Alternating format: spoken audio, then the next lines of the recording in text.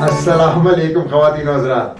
This is the commoner's view and I am Chaudhry Fazl Muqeem, 58 years old Pakistani, loving Pakistan, ready to die for it. ٹھیک ہے جی, آگے کیا آ رہا ہے, بات کرتے ہیں نا.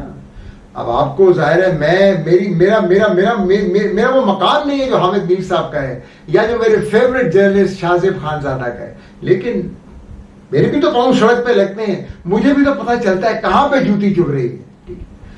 اب آگے رستے کیا ہیں؟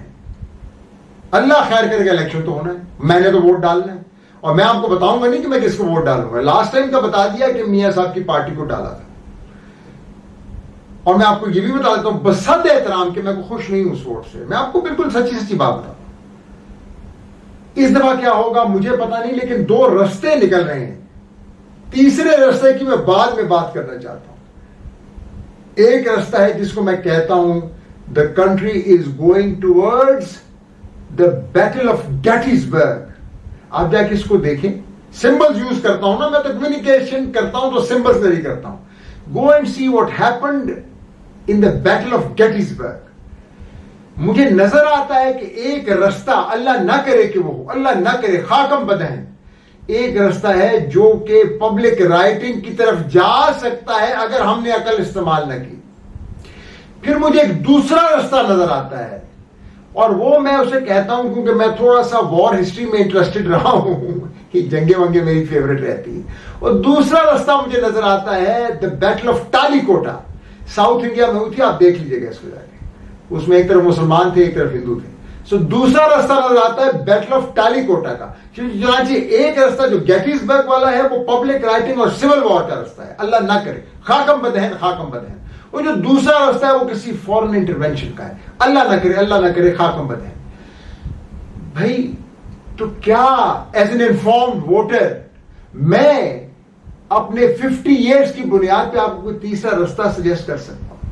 اب جب میں فیس بک پہ لکھا کرتا تھا نا اسٹیٹ آف دا یونین, تو میں نے کئی دفعہ وہاں پہ سجیسٹ کیا, لیکن میں نے کہا میں کہہ دیتا ہوں کیمرے کے سامنے کھڑے ہو کے, وہ تیسرا رستہ ہے ٹروتھ اینڈ ریکنسیلیشن کا رستہ.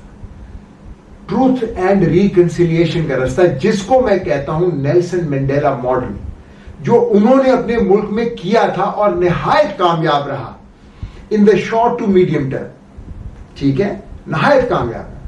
اس میں کرنے کی کیا ضرورت ہے؟ اگر مجھ سے آپ پوچھیں ایک عام آدمی سے, میں کہوں گا پہلا کام کرنے کی ضرورت یہ ہے کہ جو پروجیکٹ 2014 تھا نا, پروجیکٹ 2014, اس کو ٹروتھ اینڈ ریکنسیلیشن کمیشن کے ذریعے سامنے لانے کی ضرورت ہے. بہت معذرت کے ساتھ, ہاتھ باندھ کے, میں مارشل لاء کا وکٹم بھی ہوں 1977 کا, اور میرے گھر میں ایک بہت بڑا 1971 وار کا شہید بھی ہے. میں ان دونوں چیزوں کو سامنے رکھ کے آپ سے کہتا ہوں جو پروجیکٹ 2014 تھا, اس میں کچھ فوجی افسران بھی استعمال ہوئے اور کچھ سویلین لیڈرز بھی استعمال ہوئے. کچھ کا فائدہ ہوا, کچھ کا نقصان.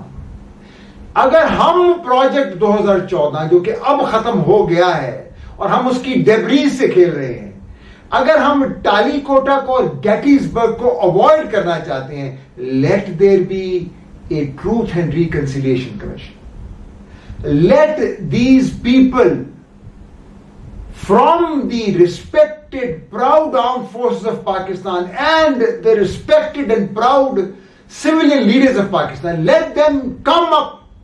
ان کو آپ نے کچھ نہیں کہنا, let them come in front of the Truth and Reconciliation Commission. ایسے کہ ہاں غلطی ہو گئی ہے نا. وہ غلطی جب آدمی مان لیتا ہے پھر آپ کیا کرتے ہیں؟ آپ اس کو مار دیتے ہیں. کیوں مار دیتے ہیں؟ دوبارہ پوچھوں, مار دیں گے آپ؟ نہیں, آپ میں سے بہت سے لوگ جو ہیں وہ تو مسلم میجورٹی کے ہیں نا جو مجھے سن رہے ہیں. فتح مکہ میں جناب آقا رسول کریم صلی اللہ علیہ وسلم نے کیا کہا تھا آپ کو پتا ہے؟ وہ کیا تھا جو کہ نیلسن منڈیلا نے اسلام سے سیکھا. انہوں نے کہا سب سے بڑی چیز, سب سے طاقتور لوگ وہ ہیں جو معاف کر دیتے ہیں. اور بھائی آگے چلنا ہے نا, کب تک بدلے لوگ ایک دوسرے سے, کب تک ایک دوسرے کو جیلوں میں ڈالو گے؟ خدا کے لیے الیکشن ہو لینے دو. Avoid Gettysburg, avoid Tali Kota, take the third option, the Nelson Mandela model, the Fateh Makkah model, and forgive and forget. But yes, You can't forgive and forget until such time کہ آپ کہہ دیں کہ ہاں ہم سے غلطی ہوئی تھی نا بھائی. ٹروتھ اینڈ ریکنسیلیشن کمیشن بہت ضروری ہے.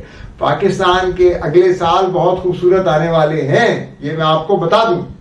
آپ کہیں گے کیسے واپس کیا کدھر سے کی, یہ میں نہیں آپ کو بتاؤں گا کہ مجھے پتا کیسے ہے. پاکستان کے خوبصورت ترین سال آنے والے ہیں, اور ہم تو شاید 9-10 سال میں چلے جائیں گے, لیکن آپ جو 40 سال سے ادھر ہیں نا, جس میں میرے بچے بھی شامل ہیں 4, آپ وہ پاکستان دیکھیں گے جس کی پیشن گوئیاں کی گئی ہیں کتابوں میں.